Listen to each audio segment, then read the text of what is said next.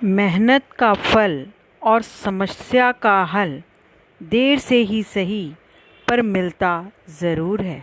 इसी सुविचार के साथ सुप्रभात बच्चों।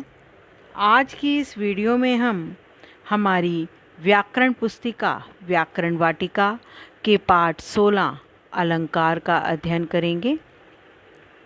तो आप सभी अपनी व्याकरण पुस्तिका को पाठ 16 पृष्ठ संख्या नंबर 187 पर खोलेंगे।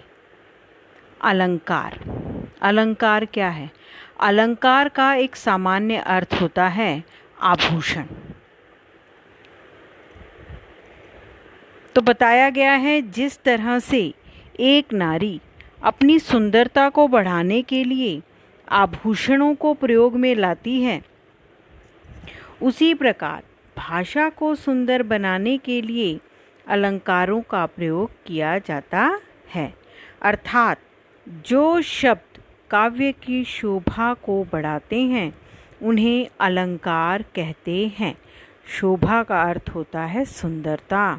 काव्य की सुंदरता को जो शब्द काव्य की सुंदरता को बढ़ाते हैं उन्हें अलंकार कहते हैं। अलंकार के मुख्य दो भेद होते हैं, शब्दालंकार, अर्थालंकार। हमारे सिलेबस में फर्स्ट टर्म में हमने शब्दालंकार का अध्ययन करना है और टर्म 2 में हम अर्थालंकार का अध्ययन करेंगे। तो आइए देखते हैं शब्दालंकार। शब्दालंकार शब्द प्लस अलंकार से मिलकर बना है ये शब्द शब्दालंकार। अर्थात जहाँ काव्य पंक्तियों में शब्दों के द्वारा काव्य की शोभा बढ़ती है वहाँ शब्द अलंकार होता है।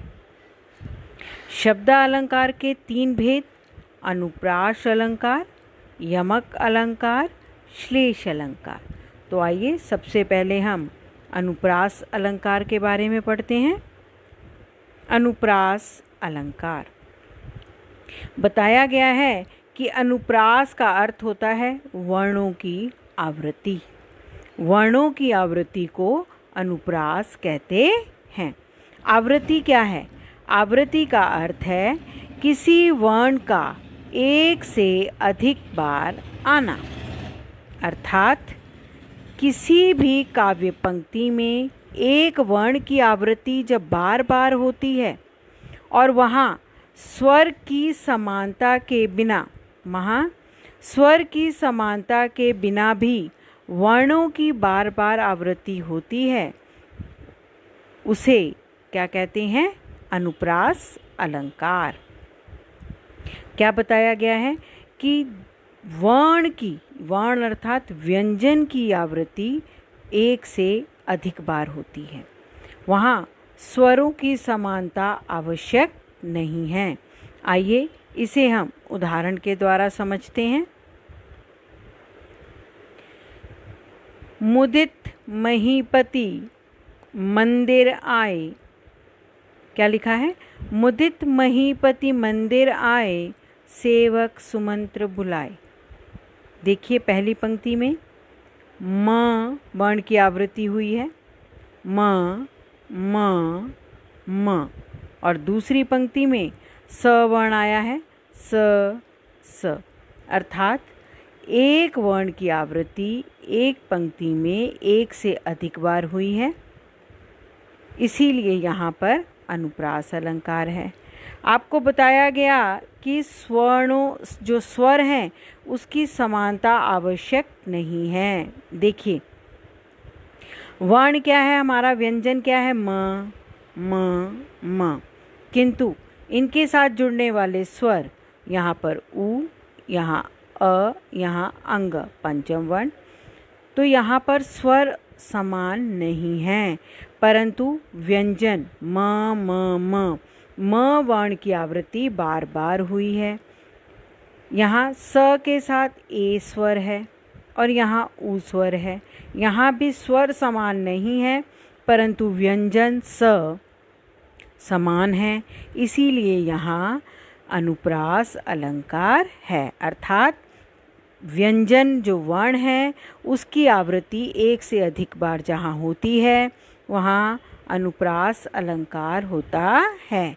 अब हम दूसरे उदाहरण को देख लेते हैं। तरणी तनुजा तात तमाल तरुवर बहुछाई।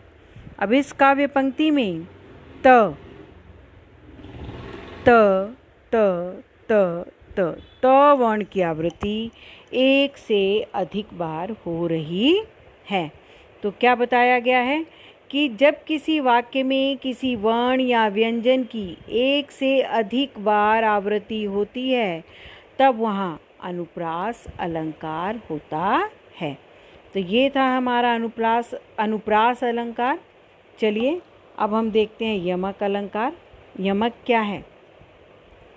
बताया गया है यमक अलंकार में एक ही शब्द एक से अधिक बार प्रयुक्त हो लेकिन उस शब्द का अर्थ हर बार भिन्न हो, वहाँ यमक अलंकार होता है। क्या बताया गया है कि एक ही शब्द एक से अधिक बार। देखिए अनुप्रास अलंकार में हमने वर्ण की बात की थी, एक अक्षर वर्ण की। यहाँ पर हम शब्द की बात कर रहे हैं, जहाँ एक ही शब्द एक से अधिक बार प्रयुक्त होता है और लेकिन क्या बताया गया है, उस शब्द का अर्थ हर बार भिन्न अर्थात अलग होता है, वहाँ यमक अलंकार होता है। जिस प्रकार अब बताया गया है प्रयोग किए गए शब्द का अर्थ हर बार अलग होता है। शब्द की 2 बार आवृत्ति होना वाक्य का यमक अलंकार के अंतर्गत आने के लिए आवश्यक है। क्या बताया गया है कि जो भी काव्य पंक्ति आई है आपके पास, जो हमारा उदाहरण है उसमें एक शब्द एक से अधिक बार आएगा और बताया गया है कि उस शब्द की 2 बार आवृत्ति हुई लेकिन दोनों बार उस शब्द का अर्थ भिन्न होता है, उस शब्द का अर्थ अलग होता है। तो चलिए इसका उदाहरण देखते हैं। कनक कनक ते 100 गुनी मादकता अधिकाय, या खाए बौरात नर या पा बौराय। क्या बताया गया? इस काव्य पंक्ति में कनक शब्द का प्रयोग 2 बार हुआ है। यहाँ कनक शब्द 2 बार प्रयोग में आया है और दोनों ही बार इसका अर्थ अलग अलग है। प्रथम कनक का अर्थ सोना अर्थात स्वर्ण है ना, जिसके आभूषण बनते हैं, सोना। और दूसरा कनक का अर्थ धतूरा है, जो सोना है। क्या बताया है? कनक कनक ते 100 गुनी मादकता अधिकाय, वा या खाए बौरात नर या पाए बौराय। क्या बताया है कि एक कनक है सोना, एक कनक है धतूरा। धतूरा जो है उसमें नशा होता है, तो बताया है या खाए बौरात नर, या तो उस धतूरे को खाकर इंसान बौरा जाता है, पागलपंती करने लगता है, या पाए बौराय, या सोना जिसको बहुत ज़्यादा सोना प्राप्त हो जाए वो भी बौरा जाता है ना। तो अर्थ से स्पष्ट हो रहा है, बताया गया है आपको एक शब्द एक से अधिक बार आएगा और हर बार उसका अर्थ भिन्न होगा। चलिए दूसरा देखते हैं। काली घटा का घमंड घटा। क्या बताया गया? यहाँ घटा शब्द की आवृत्ति अलग अलग अर्थों में हुई है। पहले घटा शब्द वर्षा काल में उड़ने वाली मेघमाला के अर्थ में अर्थात बादलों के लिए आया है, जो काली काले बादल वर्षा ऋतु में छा जाते हैं उनके लिए आया है। और दूसरी बार घटा का अर्थ कम होना है। काली घटा का घमंड घटा, पहला अर्थ घटा, घटा घटा शब्द देखिए, घटा घटा 2 बार आया है। पहले घटा जो बरसात के मौसम में काले काले बादल घटाएं छा जाती हैं उसके लिए है, और दूसरा घटा का अर्थ कम होना है। तो ये था हमारा यमक अलंकार। आइए अब हम देखते हैं श्लेष अलंकार। श्लेष का अर्थ होता है चिपका हुआ या मिला हुआ, अर्थात जब एक ही शब्द में हमें विभिन्न अर्थ मिलते हों तो उस समय श्लेष अलंकार होता है। यानी जब किसी शब्द का प्रयोग एक बार ही किया जाता है लेकिन उससे अर्थ कई निकलते हैं तो वहाँ श्लेष अलंकार होता है। अनुप्रास अलंकार में एक वर्ण की आवृत्ति बार बार होती है। यमक अलंकार में एक ही शब्द 2 बार आता है, 3 बार आ सकता है, परंतु हर बार उसका अर्थ भिन्न होता है। लेकिन श्लेष अलंकार में एक ही शब्द के अलग अलग अर्थ होते हैं। देखिए यहाँ, रहीमन पानी राखिए, बिन पानी सब सून, पानी गए न उबरे, मोती मानुष चून। यहाँ पर रहीम जी ने पानी को 3 अर्थों में लिया है। एक पानी है, बताया गया है इस दोहे में रहीम जी ने पानी को 3 अर्थों में प्रयोग किया है। पानी का पहला अर्थ मनुष्य के संदर्भ में है, जब इसका मतलब विनम्रता से है। दूसरा बताया गया है कि जिस तरह आटे का अस्तित्व, चून का अर्थ है आटा, जिस तरह आटे का अस्तित्व पानी के बिना नम्र, यानी वो पानी, आटे में जब हम पानी मिलाते हैं तब वो नरम और मुलायम होता है। और तीसरा अर्थ मोती के रूप में है, चमक, कि मोती का मूल्य उसकी आभा के बिना नहीं हो सकता। तो उसी तरह मनुष्य को भी अपने व्यवहार में हमेशा विनम्रता रखनी चाहिए, जिसके बिना उसका मूल्यह्रास होता है। क्या बताया गया है, ध्यान से देखना कि यहाँ रहीम जी ने पानी को 3 अर्थों में लिया है। सबसे पहला इंसान की इज्जत या नम्रता, दूसरा मोती की चमक और तीसरा जल, मोती मानुष चून। ठीक है, तो बताया गया है अगर मोती में चमक नहीं होती तो उसका मूल्य नहीं होता, पानी के बिना आटे में नम्रता नहीं आती, और मनुष्य में अगर यदि नम्रता नहीं है तो उसके मूल्यों का ह्रास होता है। इसका हम दूसरा उदाहरण देखते हैं।